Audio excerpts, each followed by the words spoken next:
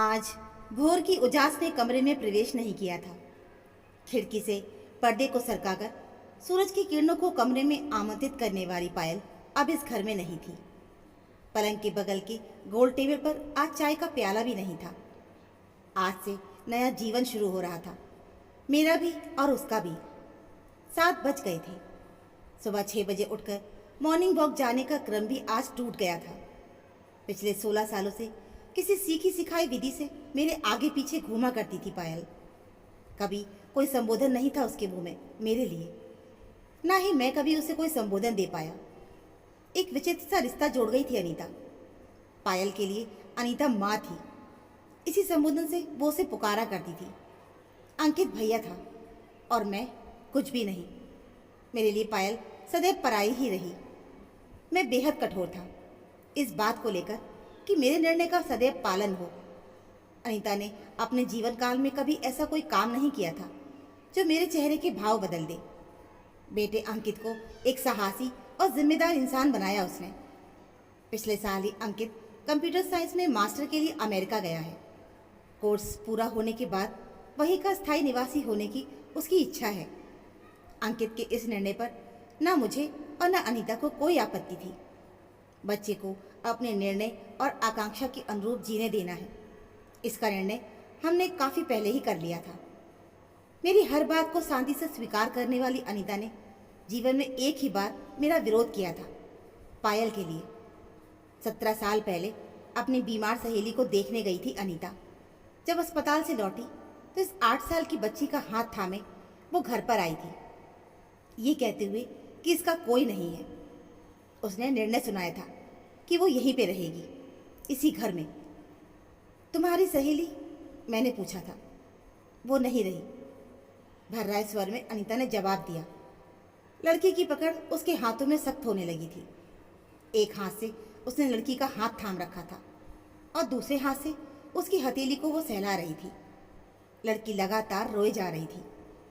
अनीता के चेहरे का भाव सख्त था, कुछ ऐसा कि मुझे ये एहसास होने लगा कि वो इस लड़की को अब अपने से दूर नहीं करेगी। इसका पिता नहीं है क्या? अनीता पर मैंने क्रोध से चिल्लाते हुए पूछा था और भयभीत सी पायल अनीता के पल्लू में छिप गई थी। नहीं है, वो काफ़ी पहले ही इस संसार से जा चुका है। रोड एक्सीडेंट था। अनीता, मैंने प्रयास किया कि उसको समझाऊं कि एक अनजान लड़की को इस तरह घर में रखना ठीक नहीं है। ये आपके लिए अनजान है मगर मेरे लिए नहीं। मैंने अपनी सहेली को वचन दिया है कि इसकी देखभाल करूंगी। दृढ़ था अनीता का स्वर। लेकिन इस शहर में अनाथालय भी तो है ना।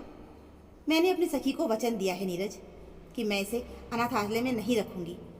जानते हो, मेरी सहेली अनाथ थी। अनाथालय में ही पली बड़ी थी। उसे कभी पता ही नहीं चला कि उसके माँ बाप कौन है भी या नहीं। वो मेरे स्कूल की सहेली थी। वो सदा अपने अनाथालय की त्रासदी मुझे बताया करती थी। सबके बीच होने के बाद भी घोर अकेलापन होता है वहाँ। मानसिक व्यथा होती है। जैसे तैसे वो शिक्षिका बनी, शादी की और माँ भी बनी, पर उसका पति उसे छोड़कर चल बसा। वो स्वयं भी गंभीर बीमारी से जूझ रही थी और जब भी मुझसे बात करती पायल को लेकर ही करती थी। मैंने उसे वचन दिया था कि मैं पायल को संभाल लूँगी, पर यह नहीं पता था कि वो इतनी जल्दी चली जाएगी। मैं अपने वचन से पीछे नहीं हट सकती नीरज। ठीक है, जो करना है करो, मैंने भी झल्ला कर कहा, पर मैं इस लड़की का खर्च वहन नहीं करूँगा। मेरा निर्णय सुनकर वो स्तब्ध रह गई थी।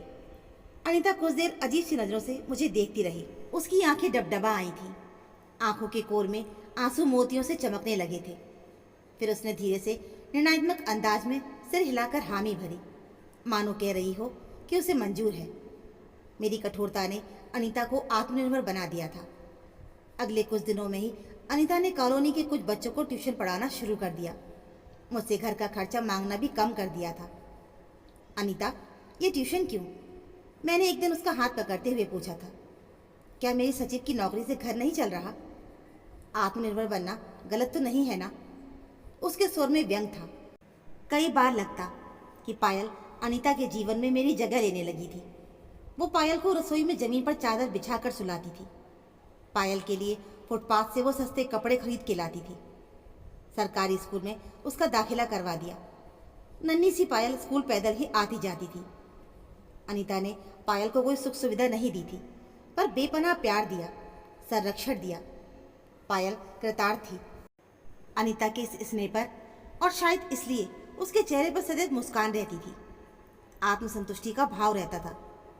अंकित अपनी पढ़ाई, खेलकूद, किताबों में ही व्यस्त रहता था।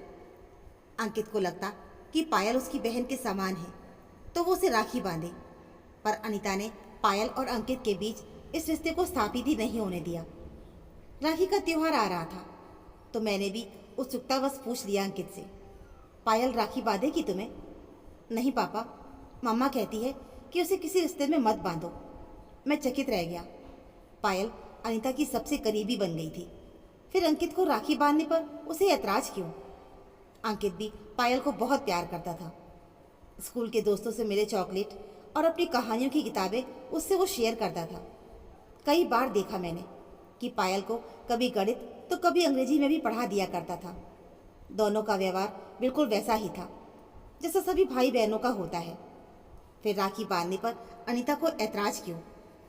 एक दिन अनीता पास आकर बोली, आप अंकित से पूछ रहे थे ना राखी के बारे में? आपने ऐसा सोचा भी कैसे नीरज? वो लड़की इस घर की कोई नहीं है, बस मेरी जिम्मेदारी है।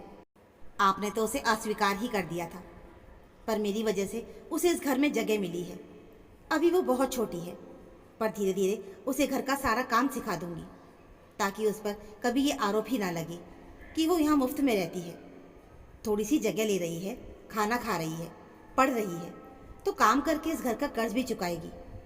और नीरज, तुम्हें तो पता है ना कि मेरा घुटना बहुत परेशान करने लगा है। उसे सक्षम बनाऊंगी ताकि वो इस घर को संभाले। अनीता की बात से मेरे गाल पर एक चांटा सा पड़ा था। रौबदार सचिव था मैं, इसलिए अपने भावों को सफलतापूर्वक छिपा लिया। 2-3 साल में ही पायल ने घर का सारा कामकाज सीख लिया था। मैं सचिव के जॉब से सेवानिवृत्त हो गया था, इसलिए घर पर ही रहता था। ऑनलाइन बच्चों की नौकरी के लिए बच्चों की काउंसलिंग और करियर पर ऑनलाइन मार्गदर्शन का काम भी मैंने शुरू कर दिया था। समय अच्छा व्यतीत हो, इसके लिए कुछ काउंसलिंग संस्थाओं से भी जुड़ गया था। सारा काम ऑनलाइन था। अनीता के घुटनों का दर्द बढ़ने लगा था। पायल प्रयास करती कि अनीता को पूरा आराम मिले। मैं जब कहीं भी बाहर से घर आता, अनीता की जगह पायल पैर धोने के लिए पानी ले आती। मैं ज़्यादातर बाहर से आते ही बरामदे में कुर्सी पर या अंदर सोफे पर कुछ देर बैठ जाता था। पायल झट से पानी ला कर देती। कुछ ही मिनटों में चाय और बिस्कुट या टोस्ट भी ला कर रख देती। जैसे जैसे पायल बड़ी हो रही थी, अनीता से उसका रिश्ता गहराने लगा था, और मेरे चाहने या ना चाहने की परवाह किए बगैर वो मेरे केयर टेकर भी बन गई थी। अंकित पढ़ाई के लिए अमेरिका चला गया था। अनीता के घुटनों में असहनीय दर्द रहने लगा था।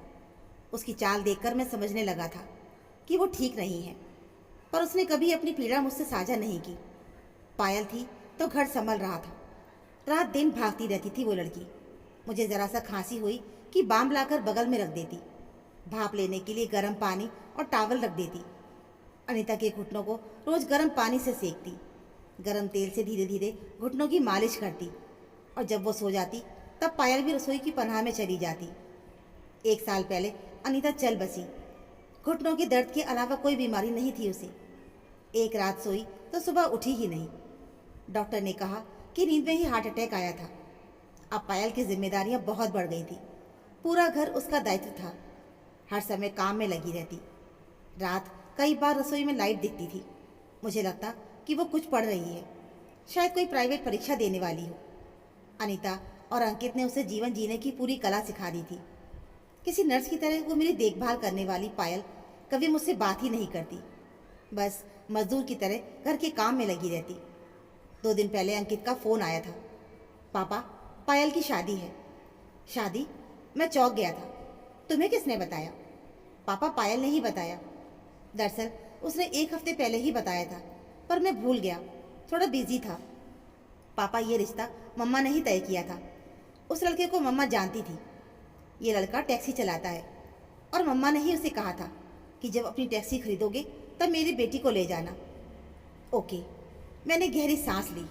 इस गहरी सांस का अर्थ मैं स्वयं भी नहीं समझ पाया। इस लड़की से मुक्ति पाने की खुशी थी या अकेले हो जाने का अनजाना सा भय। और पापा सुनिए, आपको कोई तकलीफ नहीं होगी, अंकित ने आगे कहा। पायल ने 2 काम वाली रख दी है, एक खाना बनाएगी और दूसरी पूरे घर की साफ सफाई करेगी। आपको कोई परेशानी नहीं होगी पापा। मैं अपने इंटर्नशिप के पैसे से उनका पेमेंट कर दिया करूँगा। मैंने कुछ नहीं कहा। दरअसल उस लड़की की शादी भी कभी होगी मैंने तो सोचा ही नहीं था, पर अनीता ने संसार छोड़ने के पहले ही ये काम कर दिया। कितनी फिक्र थी अनीता को उसकी। दूसरे दिन सुबह पायल आई थी मेरे कमरे में और एक कागज़ का टुकड़ा मेरी ओर बढ़ा दिया, जिस पर उसके नए घर का पता लिखा था, होने वाले पति का नाम और उसका मोबाइल नंबर भी था। इच्छा हो रही थी कि उसे बधाई दूं, पर कुछ कह नहीं पाया। कुछ पल वो मेरे भाव को देखती रही, फिर कमरे से निकल गई। मैं भावहीन सा हो गया था, अजीब सा महसूस कर रहा था। वो जा चुकी थी। मैं पुरानी यादों से बाहर निकल आया। अब मैं वर्तमान में था और मेरा जी तो यही चाह रहा था कि पायल की जाने की खुशियाँ मनाऊं। 17-18 साल से जिसे घर से निकलना चाह रहा था, अब वो निकली है। मैं उत्साहित होना चाहता था, पर हो नहीं पाया। कई चिंताएं मन को घेरने लगी थी। सजा सवरा मेरा घर अब कौन संभालेगा। 8 बज गए थे। मैं बाहर आ गया। पहली नौकरानी आ चुकी थी, बाहर आंगन बुहार रही थी। सर, मैं 7 बजे ही आ गई थी, आप शायद सो रहे थे, तो सोचा बाहर की सफाई कर लेती हूँ। वहीं बाहर के नल पर उसने हाथ पैर धोए और अंदर आने लगी।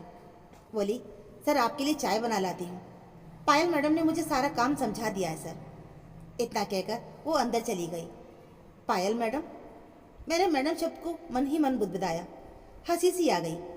मेरे लिए तो वो बोझ थी, बस इस घर की एक नौकरानी थी। मैडम संबोधन जरा अजीब सा लगा। काम वाली चाय बना लाई थी। मैं कुछ कर नहीं पा रहा था, कुछ भी सामान्य से नहीं लग रहा था। एक अनजान औरत घर में प्रवेश करके काम करने लगी थी। मैं तो जैसे अपने ही घर में अजनबी सा हो गया था। तभी दूसरी भी आ गई। नमस्ते सर, मैं सुनीता, केयर टेकर। मुझे ही सारा घर संभालना है। मैंने धीरे से सिर हिला दिया और कुछ ही पल में पूरे घर में शोर शराबा गूंजने लगा। दोनों नौकरानियां एक दूसरे से बात करती हुई एक दूसरे को अपने बारे में बता रही थी। मुझे बेहद अशांति सी महसूस होने लगी थी। समय जैसे थम सा गया था, पर मुझे खुद को संभालना था, तो मैं धीरे से उठा और अपने काम में लग गया। दोनों नौकरानियों की अंतरंगता बढ़ती जा रही थी। दोनों बेखौफ पूरे घर को अपनी बातचीत और क्रियाकलाप से अशांत करती जा रही थी। मैं अपने ही घर में स्वयं को अजनबी सा महसूस करने लगा था। मुझे खींच सी होने लगी थी। इन्हें नियंत्रित करने वाला कोई नहीं था और ये इसका फ़ायदा उठा रही थी। खाना बनाने वाली रसोई पूरा साफ किए बिना ही चली जाती और दूसरी उस अधूरे काम को अनदेखा कर देती, मानो वो उसका काम है ही नहीं। 1 हफ्ता ऐसे ही बीत गया। मुझे कई बार रसोई साफ करना पड़ता, तो कभी डाइनिंग टेबल भी। रात को अंकित का फ़ोन आया तो मेरी तकलीफ सुनकर वो परेशान हो गया था। मेरी व्यथा कोई समझ नहीं सकता था। कुछ दिन ऐसे ही बीते। अब तो मैंने अंकित को भी अपनी तकलीफ बताना कम कर दिया था। क्या करता, बताकर बेकार में वो परेशान होता। कुछ सप्ताह ही बीते थे कि एक दिन कमरे का पर्दा हट गया था। गोल टेबल पर चाय की प्याली और चाय की केतली थी। एक सकारात्मक ऊर्जा मुझे महसूस हुई। मैं तेजी से कमरे से बाहर आया तो देखा पायल सामने के कमरे में बैठी अंकित से मोबाइल पर बातें कर रही थी। आप चिंता मत करो और अपनी पढ़ाई पर ध्यान दो भैया, मैं यहाँ का काम संभाल लूँगी। आप बस उन दोनों का हिसाब कर दो। मैंने विनीत को भी कहा है, तो वो मुझे लेने आ जाएगा। तब तक मैं यहीं पर हूँ। शायद घर की डुप्लीकेट चाबी थी उसके पास। मैं तेज़ी से अपने कमरे में वापस आ गया, चाय पी ली और मॉर्निंग वॉक के लिए निकलने लगा। पायल सामने के कमरे में सेल्फ की सफाई कर रही थी। बहुत अच्छी लग रही थी वो। उसने मेरी ओर देखा तो मेरे चेहरे पर एक मुस्कान आ गई और उसका चेहरा भी खिल गया था। रात तक पायल काम करती रही। मेरे मन को भी सुकून सा महसूस हो रहा था। रात घर के पास टैक्सी रुकी तो मैं बाहर आ गया। पायल रसोई के काम को अंतिम रूप दे रही थी। मैंने उसके पति को इशारे से बुलाया। क्या नाम है? विनीत, उसने कहा। कहाँ रहते हो? श्रीनगर चौल में। अपना घर है? नहीं, किराए का। अच्छा, मैंने कहा और ध्यान से देखा। अच्छा लड़का लगा वो। पायल बाहर आ गई थी। उसकी पलकें भीगी थी। शायद विनीत से मुझे बात करते देखकर उसने एक बार मेरी तरफ देखा। मेरा मन भर आया और अनजाने ही मेरी आंखें छलक उठी। वो कुछ पल मेरी छलकी आंखों को देखती रही और अपना सिर झुका लिया। वो तेजी से निकल गई। मेरे अंदर से आवाज़ आई कि रोक लो उसे। मैं रोकना भी चाहता था पर रोक नहीं पाया। वो टैक्सी में बैठ चुकी थी। मैं तेजी से कमरे में भागा, तकिए के नीचे दबे उस कागज़ के टुकड़े को निकाला जिस पर विनीत का पता वो मोबाइल नंबर था। मैंने झट से नंबर डायल कर दिया। पायल ने फ़ोन उठाया। ये गाड़ी चला रहे हैं, आप कौन? बेटा, मैं नीरज। जी। वो खामोश हो गई। बेटा, तुम दोनों यहीं आ जाओ मेरे पास रहने। जी, पर क्या बेटी शादी के बाद पापा के पास नहीं रह सकती है? मैंने भर्राए आवाज़ में पूछा और बिलख के रो पड़ा। बेटा, अकेले नहीं रह पाऊंगा। तुम्हारे जाने के बाद अकेले बहुत तकलीफ हो रही है। कल से तुम दोनों यहीं रहना बेटा, अब कभी कहीं मत जाना। वो चुप थी पर सिसकियों की आवाज़ आ रही थी। हम दोनों सिसकियों की भाषा में देर तक संवाद करते रहे। सालों का मौन आज जो टूटा था। मैंने अनीता की तस्वीर की ओर देखा। उसकी मुस्कान भी जैसे गहरी हो गई थी। सुबह सुबह विनीत टैक्सी के लिए दरवाजे पर खड़ा था। पायल अपनी साड़ी संभालते हुए बाहर निकल रही थी और मैं वेवल आनंदित गेट की तरफ दौड़ पड़ा था। तो दोस्तों, ये थी हमारी आज की कहानी। ये कहानी आपको कैसी लगी हमें कमेंट में ज़रूर बताइएगा। कहानी अच्छी लगी है तो प्लीज़ वीडियो को लाइक, चैनल पर नए हो तो चैनल को सब्सक्राइब ज़रूर कर लीजिएगा। मिलते हैं फिर एक और नई कहानी के साथ। तब तक के लिए धन्यवाद।